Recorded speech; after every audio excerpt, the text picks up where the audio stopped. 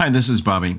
I wanted to do a short little teaching on this fig tree that Jesus supposedly cursed. And I want to talk about that because sometimes people read the passage and they get disturbed about the goodness of God because they see that Jesus, he cursed this tree, he brought forth death. And so they're worried about that, right? So let's just talk about it. So we're going to read in Mark chapter 11. We're going to start in verse 12.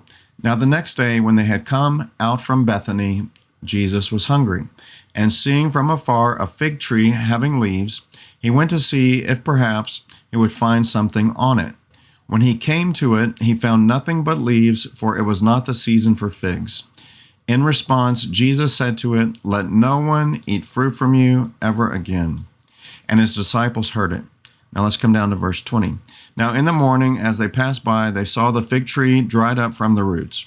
And Peter, remembering, said to Jesus, "Rabbi, look, the fig tree which you cursed has withered away." Jesus answered and said to them, "Have faith in God, for assuredly I say to you, whoever says to this mountain, 'Be removed and be cast into the sea,' and does not doubt in his heart, but believes that those things he says will be done, he will have whatever he says." And then it goes on from there. Okay, so let's just take a look. So first of all, let's look at this word here. It says in response to it. And we want to go to King James because it has a more literal translation. In verse 14 it says, "And Jesus answered the fig tree." So the fig tree was saying something to him. And let's just look up this word that's answered. And I like to use the eSword Bible. It's free. You just go to e-sword.com or net and download it for free. And that has this King James Plus Bible version. And the King James version of the Bible, it's a word-for-word translation. And therefore they have these are called Strong's numbers, like Strong's concordance numbers. And so for every English word, you'll have this little number here, and then you can look up the definition in various dictionaries, which you can also download. All right, so we're going to look at this word answer. Jesus answered the fig tree. It's G6111, or G611, and it's apokrinomai is the Greek word, apokrinomai. Okay, and it means to give an answer to a question proposed or to answer. Okay, and Jesus answered the fig tree. Apokrinomai means to speak, to begin to speak, but always where something has preceded. Always where something has preceded. Okay, so Jesus was answering the fig tree. Well, what was the fig tree saying? Was it talking to him? What's going on there? Okay, so first of all, it says, "And seeing a fig tree from afar having leaves." Okay, so certain types of trees have a certain appearance when they are fruitful.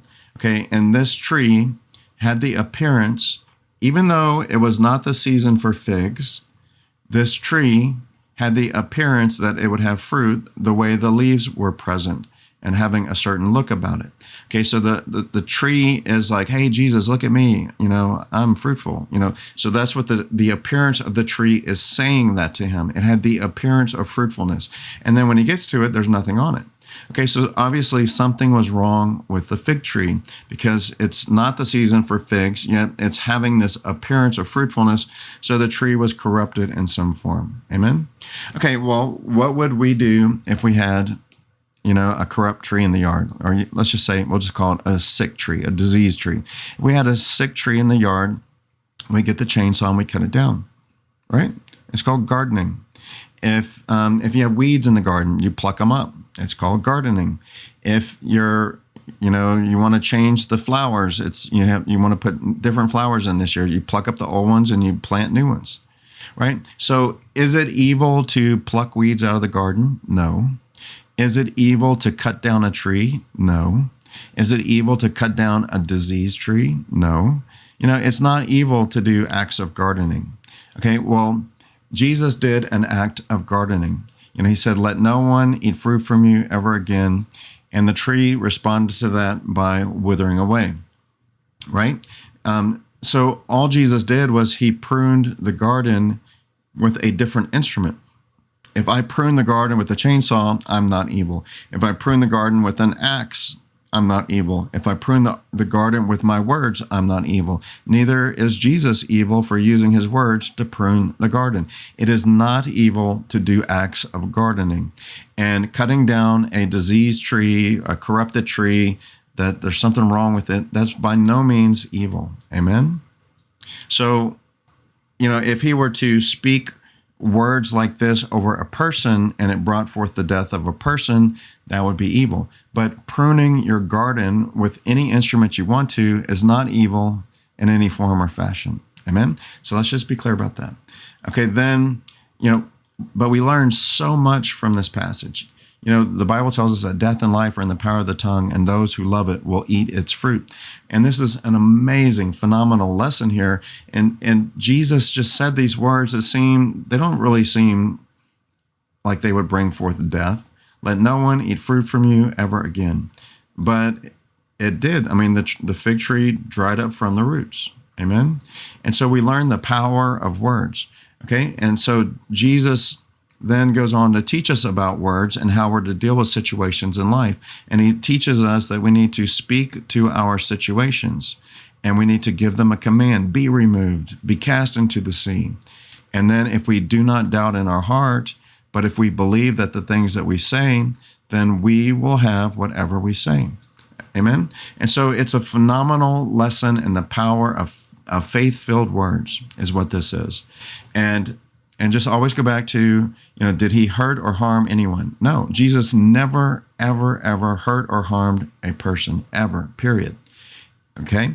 And so all he did was he performed an act of gardening using his words because he believes the words that he speaks. And because he believes the words that he speaks, he receives the things that he says.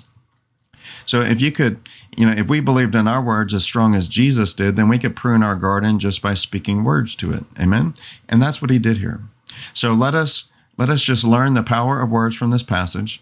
Let us realize that he never hurt anyone. He never made anyone sick. He never killed anyone. He never punished anyone. He never brought trials and tribulations upon anyone. Jesus was absolutely harmless, but he was absolutely helpful in all situations. Jesus never caused any problems, but he was always the answer to problems. Amen? With respect to people.